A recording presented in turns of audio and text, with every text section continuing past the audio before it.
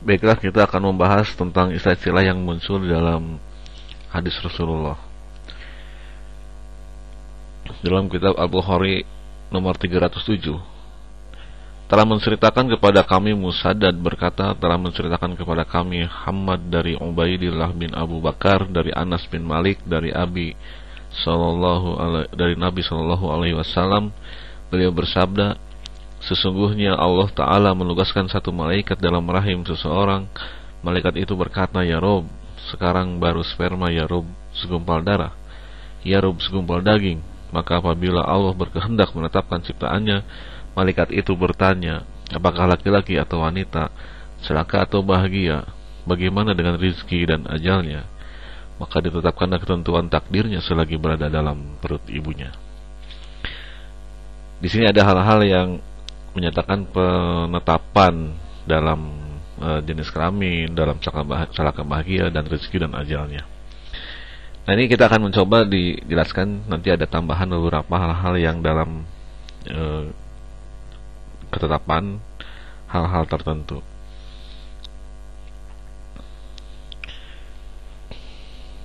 Mungkin dulu penetapan jenis kelamin itu betul-betul Tuhan turun ke bumi dan meniupkan jenis kelaminnya, lalu apakah laki-laki atau perempuan. Tetapi dengan perkembangan zaman dan teknologi dan pengetahuan, maka kita tahu bahwa ternyata Allah Subhanahu wa Ta'ala menentukan jenis kelamin ini adalah dengan sistem tertentu. Nah, kita tahu bahwa kromosom dari ayah itu adalah X dan Y, sementara kromosom dari ibu itu adalah X dan X. Maka jika diperpadukan, ada kemungkinan kromosom X-nya dari ayah dan kromosom X-nya dari ibu itu akan menghasilkan jenis kelamin perempuan. Dan kromosom X-nya dari ibu kemudian kromosom X-nya masih dari ayah, maka juga adalah perempuan. Dan kromosom Y yang dari ayah itu dipadukan dengan dua kromosom XX dari ibu, menghasilkan juga berbanding dua kemungkinan laki-laki. Maka ada dua kemungkinan sebagai laki-laki dan dua kemungkinan sebagai perempuan. Nah, inilah mekanisme dalam jenis kelamin, yaitu tergantung pada secara acak kromosom mana yang akan digabungkan dari gabungan kromosom ini. Nah, mengenai nanti apakah yang lahir itu adalah laki dan perempuan, ini ada dua kemungkinan. Satu adalah tergantung pada sistem probabilitas atau random, secara acak alam begitu, mana yang akan mereka ketemu di antara X dan Y itu. Yang kedua adalah disebabkan oleh faktor lain, itu misalnya faktor teknologi. Jika telah ditemukan teknologinya, maka alat kelamin ini bisa ditentukan oleh dokter. Jika ingin perempuan, maka dengan cara tertentu kromosomnya dipadukan X dengan X, maka menghasilkan jenis kelamin perempuan. Tentu saja yang ketiga adalah intervensi Tuhan secara langsung. Nah, itulah mekanisme yang terjadi dalam jenis kelamin dengan sistem yang sudah Tuhan tentukan tadi. Bagaimana dengan umur? Nah, dengan umur atau pemahaman umur, penetapan umur, itu banyak orang yang menganggap bahwa umur itu sudah ditentukan oleh Allah. Misalnya si A umurnya 70 tahun, si B 80 tahun, si C 70, ada yang juga memang baru lahir udah meninggal gitu. Nah, lalu apanya yang ditentukan dan bagaimana ketentuan tersebut? Banyak hal-hal yang menjadi sebuah pertanyaan memang dalam umur ini. Yang pertama adalah bagaimana dengan orang yang misalnya bunuh diri? Apakah itu sebuah ketentuan Allah atau bukan? Nah, untuk menjawab itu, maka kita akan bahas ini secara lebih rinci. Pertama, untuk memudahkan kita, mengenai masalah umur ini, kita akan ngambil sebuah pemisalan. Misalnya kita membuat sebuah kursi dari kayu jati berkualitas tinggi dan dari kayu yang berkualitas rendah. Misalnya dari kayu pohon mahoni dibandingkan dengan dari kayu jenis jati berkualitas tinggi.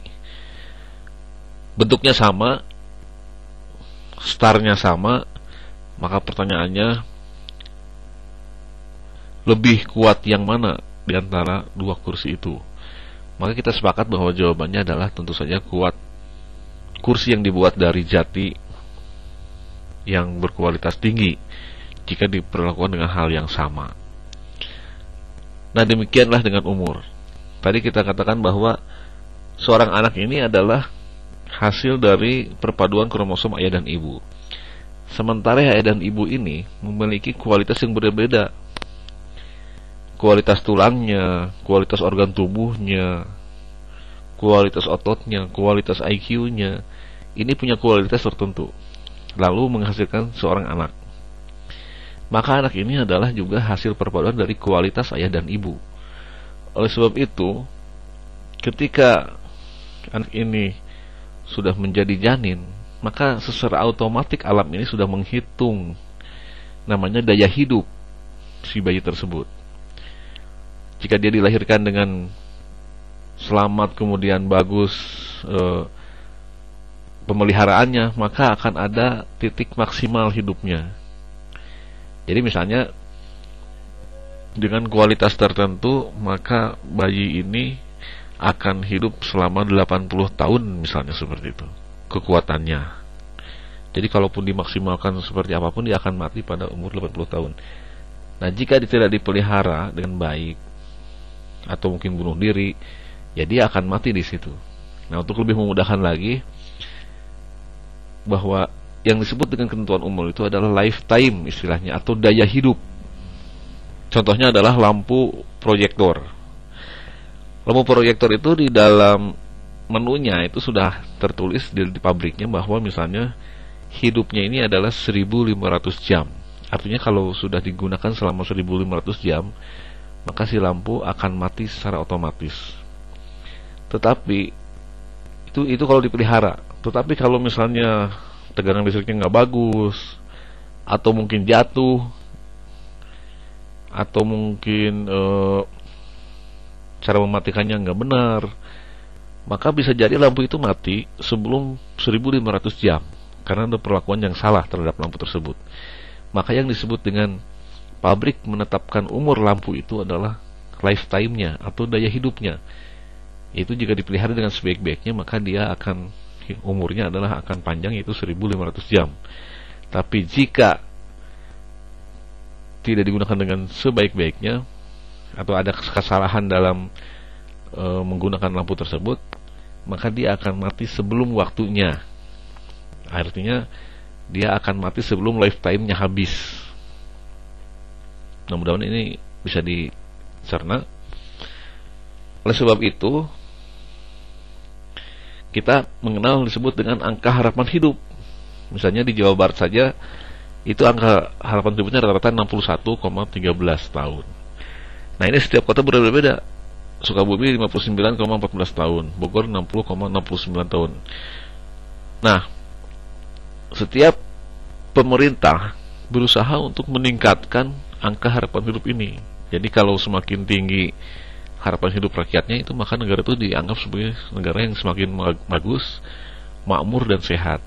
Oleh sebab itu, untuk mencapai angka harapan hidup ini banyak hal yang harus diupayakan, dari mulai pendidikan, makanan bergizi, kesehatan, rumah sakit diaktifkan dengan sebaik-baiknya, penyuluhan dan segala macam, sehingga diharapkan bahwa angka harapan hidupnya semakin tahun itu semakin naik.